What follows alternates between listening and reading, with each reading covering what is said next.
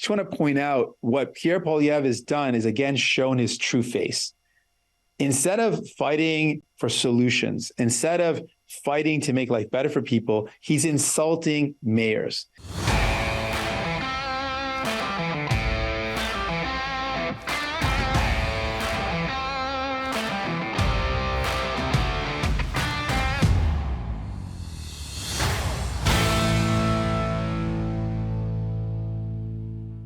Welcome back to Northern Perspective, everyone. I'm Cypher. And I'm Fox.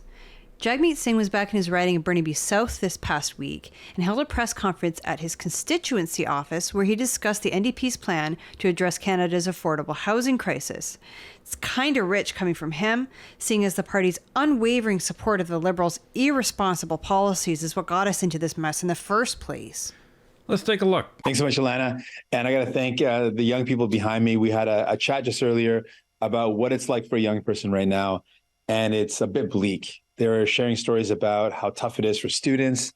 You can't find a place to live. We got one of the students has to commute in because it's so expensive and impossible to find a place where she goes to school. She's got to drive in an hour and a half just to go to school one way. That's 3 hours of commuting a day, where students should be working or focused on their school, their courses, thinking about their future instead of having to drive 3 hours in a day just to get to school.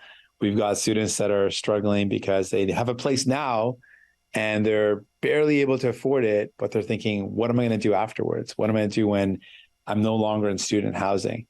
And there's just a sense of a lack of hope that rent is so high, they're never going to be able to find a place to rent. They can't even imagine buying a place. That's not even in the books. That shouldn't be this way. It should not be this way. And the reason why we're in this spot is because both Liberal and Conservative governments recently, the two most recent governments, did not take this seriously. Recent? Just saying. Recent. Conservative government. It's been almost 10 years, Jagmeet.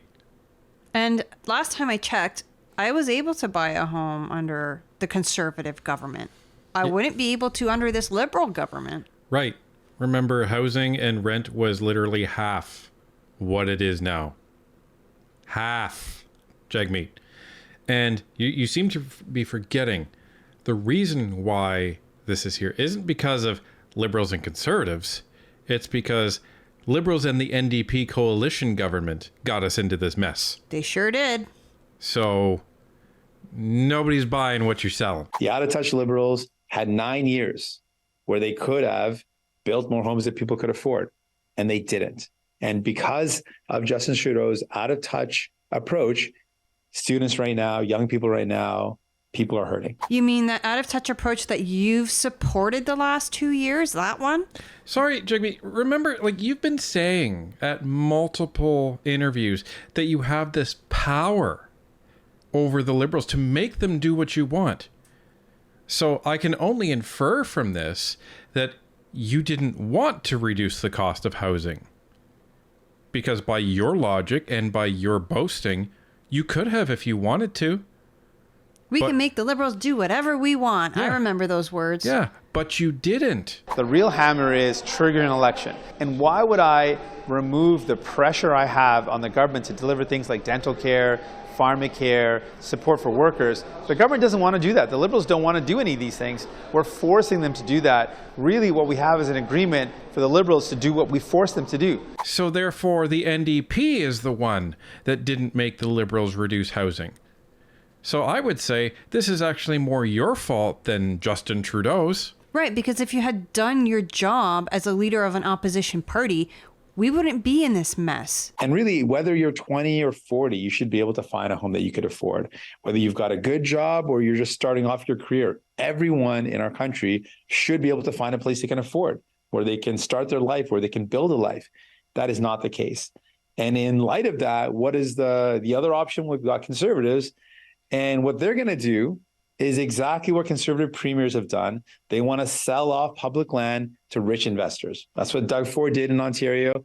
And folks came back and pushed back and tried to stop him. But that's his plan. His plan was to build homes was, okay, I'm going to give public land away to rich developers, and that's not going to build homes for people that they can afford. Okay, how do you expect homes to get built if it's not being sold to a developer, Jagmeet? I'll tell you how. They expect to go into the downtown core, knock down some old buildings, and build skyscrapers so that we can all live in 15-minute cities. Right, but who's going to build them? That's my point. Magicians? I don't know. like Jagmeet's army of NDP union people? Is that who you think are just going to waltz over and magically a building is going to appear? Jagmeet, are you this out of touch with your Rolex and BMW that you actually don't understand the process by which a building is actually built? Speaking of Rolex and BMW, have you seen how he's taken a page from Pierre Poilievre's book and is dressing down and trying to make himself look like one of the quote-unquote common people? I'm a man of the people. Yeah. And he's also trying to do this with no script as well. He's I think, literally following Pierre's playbook. He sees, oh, this is working for the Conservatives. Maybe this will work for us NDPers as well. Yeah, that's right, because he's starting to call it the liberal conservative government, even though the Conservatives haven't been in government for almost a decade. Yeah, so he's calling it like the liberal conservative corporate coalition or something ridiculous. Like that on X. Like whatever he's doing, he's trying to do what Pierre's doing, but he's doing it way, way worse. Yeah, he's just doing it badly, because here's the thing, Jagmeet. Between the NDP and the Conservatives, only one of those parties has something called a supply and confidence agreement with the Liberal government. And it's not the Conservatives. It's exactly what Pierre Poilievre wants to do. On top of that, when he was in power, when the Conservatives were in power, they lost 800,000 affordable homes. That's nearly 1 million affordable homes that would have been here today, but they allowed them to be sold off to rich developers, and they are no longer affordable. So they've got no track record to build homes that people can afford. Well, you know us, we go digging. And we were not able to verify that claim made by Jagmeet Singh that there were 800,000 homes that were not built under Harper. Yeah, so what he seems to be referring to is the post-spending years cuts that Harper made. So as everybody knows, there was a crash in the housing market in 2008 as a result of all of the bad practices down in the United States.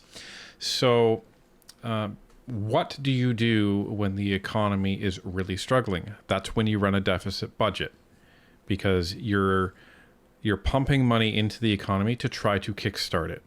Once the economy starts to get back under its own speed, what you want to do at that point is then cut your deficit budget and run a balanced budget.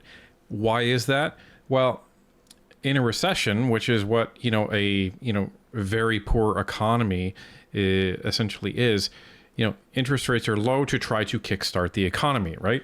And so that's when you run the deficit budget, because the forces of inflation are very, very low because of what's actually going on in the economy. So that allows you to actually borrow a bit more.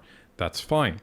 Once the economy starts to pick up, interest rates start to go up. At that point, you want to run a balanced budget, because you don't want to be accelerating interest rates too fast by continuing to run a large deficit budget, aka Justin Trudeau, who seemed to think that he could just borrow indefinitely.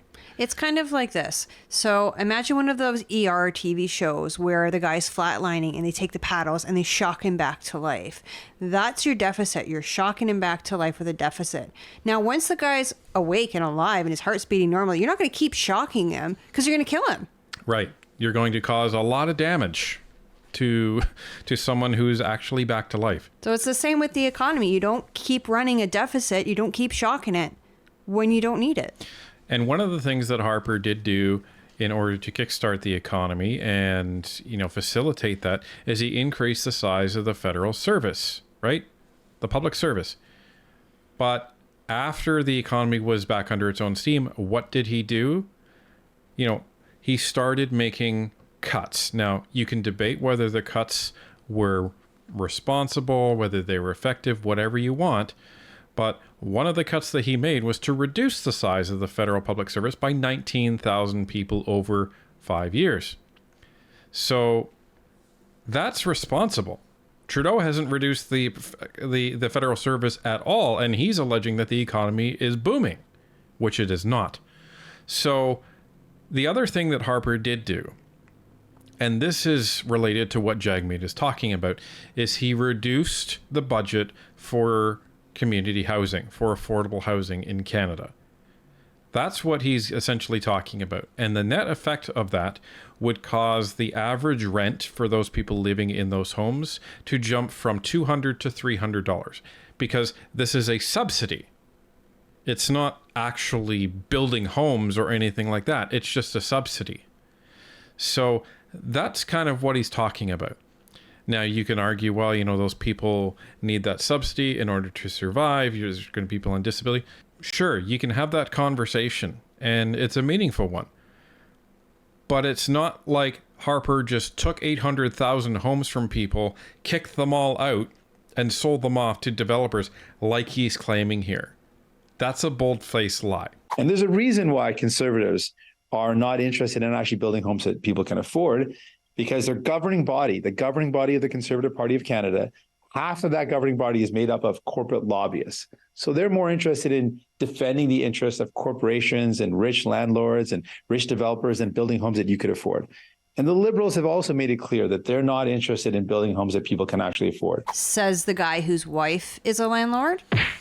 Yeah, isn't that interesting, eh? They're in his wife's name, so he can avoid the criticism that Jagmeet Singh owns homes for that people live in. Isn't that funny? The other thing that's funny is he's saying that the Conservatives are basically in the pocket of rich developers. Well, explain this to me, Jagmeet. So what was passed was Bill C-56, which included the Liberals' plan to essentially eliminate GST on all new development high-rises. Rentals. Yeah, high-rise rentals.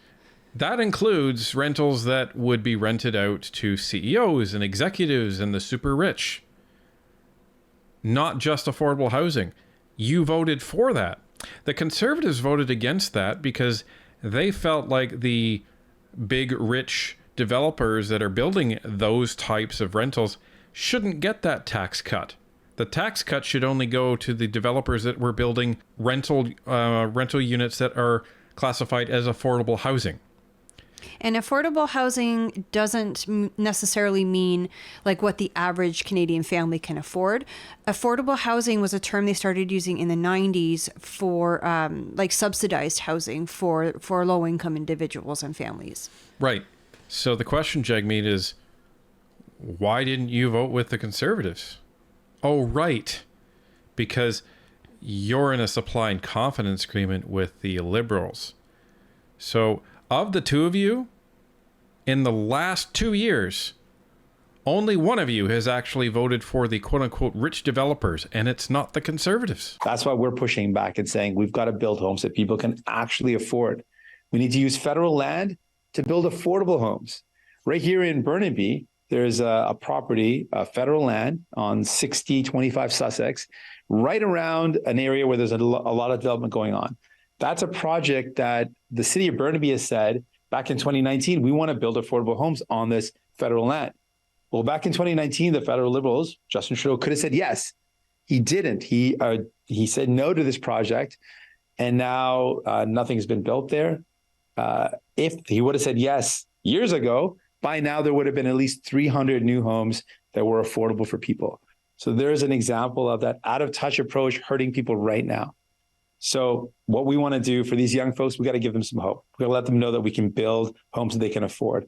We're on their side. We want to build homes for young people, for families, for people that they can know that they can find a place that's in their budget where they can build a good life. That's what we want to do. And we've got the power to do that. We've got the land to do that. We've got the resources to do that. We just need the will to do it.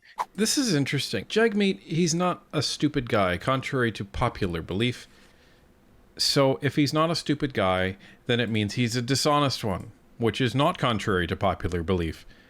So he's using this term affordable housing because most Canadians aren't attributing it to what Fox is actually talking about in terms of the the government definition, which is subsidized housing. So if you listen to Jagmeet, he's basically saying everyone should live in affordable housing.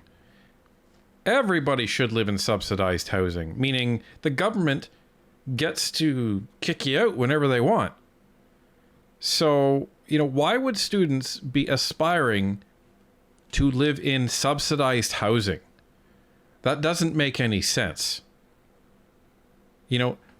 Subsidized housing is there for when, terrible things happen to people and they need a lot of help with their living expenses because they're, mainly because they're disabled or they're having other types of challenges that are beyond their control. So why are you sitting there with young people behind you saying, well, these kids deserve to live in affordable housing? No, they don't. They deserve a single family dwelling that they can afford without government assistance.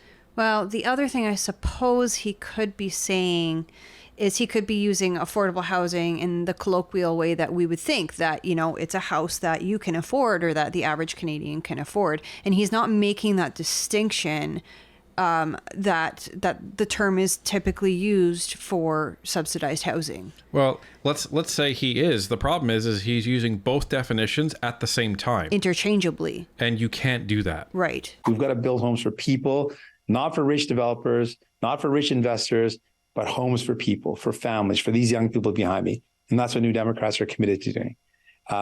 With that, I'm ready for any questions you might have. Sure. On the last question, just want to point out what Pierre Poilievre has done is again shown his true face. Instead of fighting for solutions, instead of fighting to make life better for people, he's insulting mayors. He attacked the two biggest cities in Quebec, their mayors, Mayor Marchand, Mayor Plante. And that shows you who he is. He's someone who wants to attack and divide, attacking municipalities instead of working with them. What the federal government should be doing is working together to provide solutions, working with provinces, working with mayors. And what he's showing is he wants to attack leaders at the municipal level. That's not someone who is going to be able to build with those cities to build the solutions. He's attacking them and really showing that he has no plan himself. He doesn't have a plan to deal with housing. His plan is the same plan that we saw from Doug Ford, which is to sell off public land to rich investors, which is not going to build homes that people can afford. That is a bad plan. Instead of attacking a plan, attacking a specific strategy, attacking a specific problem that's out there, he's insulting and calling names. That's not a leader. That doesn't show leadership qualities. That shows someone who's out of ideas, who's not going to actually solve the problems, and someone who's not up to the task. All right. So this is something that, it comes up again and again. And surprise, surprise, the left is not honest about how the government actually works. What do I mean by that? The federal government can't just go and start building houses. The law actually doesn't allow the federal government to do that. It's a municipal law and in the municipal jurisdictions to allow them to do that because it's, the land actually, is in the jurisdiction of the cities. The cities issue the permits, not the province, not the country. The cities do. So why did Pierre take aim and call these mayors incompetent? Because they are? Because they are. And they were doing what Pierre has said the municipalities has been doing, is blocking construction projects. Yeah, how many cities in Ontario do we know of that have said, oh, no urban boundary expansion. We're only allowing new homes to be built in the downtown core. Right. Within currently designated residential zones. We've heard stories of people wanting to sell a hobby farm that they've been sitting on as a nest egg until it's time to retire. And now that they're of retirement age, they cannot sell the home to a developer, or they cannot sell the farm to a developer to build more homes that we desperately need. And instead, they're just stuck with this land. Right. And these are like hundreds of acres, in some cases, thousands of acres of farmland. And you may think, well, doesn't that contribute to the food supply? Actually, no, it doesn't. A hobby farm is not the same as the industrial farms that you're thinking of. Hobby farms, you can grow whatever you want on there. Yeah, like they might have, a small orchard on there. Maybe they do sell apples come harvest time, or maybe they raise horses or small flocks of livestock. But it's not going to affect, like, the vast majority of Canadians. It's not going to put a huge dent in the food chain or the supply. And the problem is when you have these municipalities that have these hard pieces of legislation that say no urban boundary expansion, think of how stupid that is, everybody. We are the second largest country by landmass, but we are not the second most populated country. Like, we have land for days, but these cities are restricting construction like we're sitting on an island. Well, the U.S. has 10 times our population, and we have more land than them. And their housing down there is like half the price of what it is up here. Right. These cities have essentially put a chokehold on their urban boundaries. So who is actually causing the problem here? It's the cities. Who has Trudeau given hundreds of millions of dollars to? It's the cities. And what are they doing about it? What are they doing with that money? Our taxpayer money. And the answer is nothing. All they're doing is showing up for photo ops for already in progress subdivisions. Or they're knocking down existing buildings, which count as homes, by the way, and building more residential buildings. So you're actually not adding to the building supply. You're replacing what was already there. So there's all of this smoke and mirrors around this housing accelerator garbage scam. And all it's doing is putting more money into the bureaucrats of the municipalities.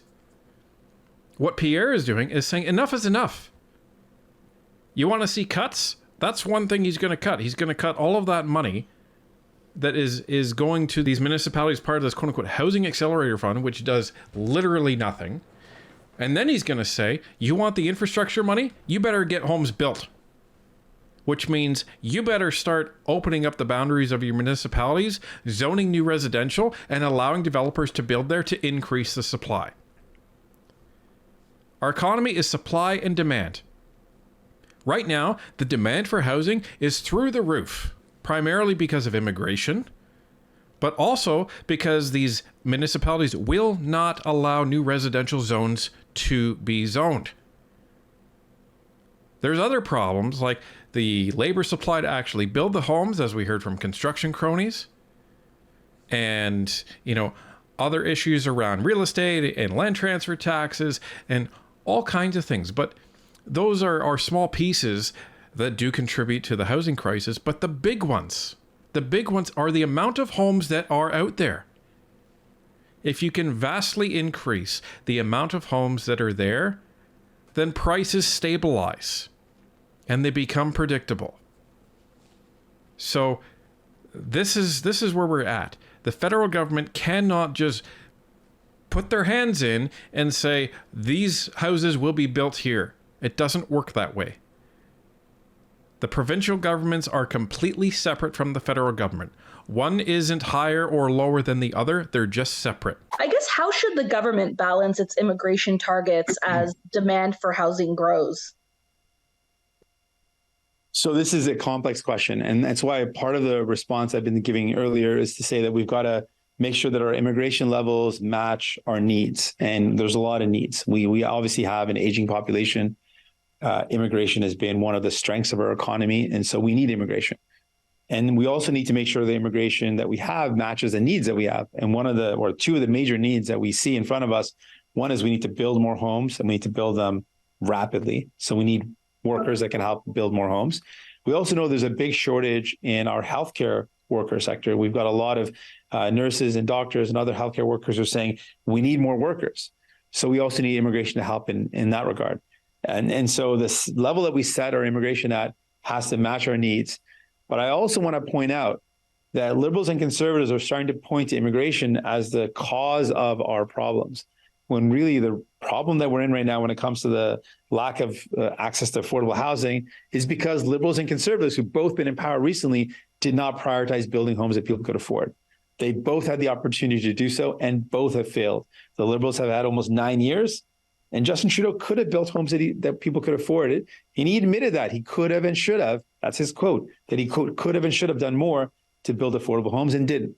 And before that, the conservatives were in power. Pierre Poilievre was in power, and he lost 800,000 affordable homes under his watch. That's 800,000 homes that were affordable, deeply affordable, that he allowed to be sold off or lost in some other way that are no longer available today. And that is a direct impact on affordability. Their inaction, lack of priority have put us in this position. And that's why we need to build homes that people can actually afford. That's why we're talking about our plan. We're not in it for rich investors, rich developers. We're in it for young people like the ones behind me. We're in it for families, for workers. We want to make sure they can find a home they can afford. And we do that by building homes that are affordable. Sounds like Jagmeet didn't do his homework, but we did. Yeah, some other way. Yeah. You should probably speak to your staffers that actually did the research or not research on that. Or maybe, tell them to watch our video. Right? Why don't you come watch Northern Perspective, because we actually provide the facts there. And again, you cannot put this all on the Conservatives. Can you attribute some blame to the Harper government? Sure. Absolutely. Sure, you can. But I'm sorry, look at what happened under Trudeau. He started writing blank checks, inflation skyrocketed, interest rates went up like you wouldn't believe, and he encouraged everybody to go out and spend. Well, and they're allowing over 500,000 new people into Canada every single year. Was it Nick Nanos that we were watching that said it's like importing the city of Hamilton? Yeah, the city of Hamilton every single year into Canada. What are you going to do with that many people? You need to make sure that the infrastructure and the homes and the buildings and the healthcare is all there before you start bringing that many people in. And it was such a great analogy, because if you just think about it, if you look at the size of the city of Hamilton, which, we looked into it, it's about 500,000 people. That's a major city in Canada. So if every year you're literally adding another major city, where is that going? Yeah, how fast can you build all those buildings and all those services that are needed by people in a city that size? And think about the city of Hamilton, or, part of the city of Vancouver or Montreal or any of these other cities. If you're just adding one of those, take a step back and think of what infrastructure is needed for that city to exist. You need jobs, you need stores, you need plumbing, you need electricity, you need healthcare. You need power plants. You need everything. And last I checked, we're not building a new city every year, but we're importing the people to occupy it every year. That's the issue here. It's not the only issue, but right now it's the biggest issue. The other thing that I find rich is he says, well, we need to be concentrating on the types of people we need to be bringing in. We need to be bringing in workers that are going to build these houses. True, we agree. And we need to be bringing in people that can contribute to our healthcare system. True, we agree. The piece that he doesn't go on to talk about is we don't have really any program to allow those people that are coming in, that are certified in healthcare in their origin country, to actually work in our healthcare system. Well, and that's the thing. You guys have all heard me speak about my best friend who's a nurse and who did her schooling in New York State, but now lives here in Ontario and is also licensed in Ontario. I actually got to see her earlier today, and she was telling me that she was looking at possibly working in the States again, because the hospitals in the States, I think she said in Buffalo, were giving a $20,000 US signing bonus to new nurses, and the salary was higher than what they're paying here in Ontario. So she wants to work here in Ontario. She's not going to go to the States. But she says, that is pretty attractive. So she wouldn't be surprised if other nurses from Ontario went and got licensed in the States and started working in New York State just for that signing bonus. You've heard of so many articles and think tanks over the years talk about the quote unquote brain drain from Canada, right? Where the United States or other countries are literally taking all of our talented individuals, regardless of profession, out of Canada. Well, this is why, because A, we don't pay them enough, but B, we don't have any facilitation to brain drain any other countries on the planet because we don't allow them to actually work in their field. It's absolutely ridiculous. And Pierre's the only one that's really talking about that. Yeah, with his Blue Seal program. And it's true. Last week, my mom was telling me a story about how she had to go get x-rays, and the gentleman doing the x-rays was actually a radiologist, not just like a tech, but an actual radiologist, a doctor in his home country. But when he came to Canada, he wasn't allowed to practice. They wouldn't give him a license. So he had to just do the work of a radiation technician, which was, I don't want to say beneath him, but he was capable in his old country of doing so much more, and they wouldn't let him do that here. Right, and he noticed that there were some things that were being missed by the radiologists that were actually trained to do the work in Canada, and told Fox's mom, okay, is this normal? Is this? And then said, send these to me and I'll tell you what you need to do. So, like, thank goodness this guy was there being a radio tech instead of doing, some other job that is not in his profession because he's not allowed. Like, it's completely ridiculous that we prioritize doctors and other high-paying professions, but when they get here, we say, no, sorry, you can't work. Well, and that's the thing. It almost feels like they are enticed to come to Canada. Oh, well, you'll have such a better life. And everybody forgets to tell them that, oh, by the way, you probably won't be able to use your credentials here at all. And if you want to go back to school, you're going to have to start at the beginning. Right. So it's another 4 years and tuition, forget it. Another 8 years in some cases. And the amount of money you're going to have to pay to actually do that, affordable housing or not, how do you guys expect them to actually do that? Because they don't. They look at that and say, why? Why would I do that? I've already got my training. Why would I spend tens of thousands of dollars on your education system now to just get a piece of paper to prove what I already know? It makes literally no sense. So, this is where we're at when it comes to this NDP and Liberal coalition. And, Jagmeet is trying to point the finger at Liberals and point the finger at Conservatives and distance himself from the Liberals. That's a good thing, by the way. That means an election's probably coming. And, but the thing is he's talking about half-baked ideas. And although parts of them are actually reminiscent of the conservative ideas, they're not fully fleshed out and they don't consider the full impact. So far, Pierre's platform that he's talked about is the only one that seems fully fleshed out. And he has strategically waited to talk about immigration until Jagmeet and the Liberals started talking about it. Remember, we addressed questions when people were saying, why is Pierre not talking about immigration in terms of housing? He's been waiting. Now that the NDP and the Liberals are talking about it, he's also talking about it.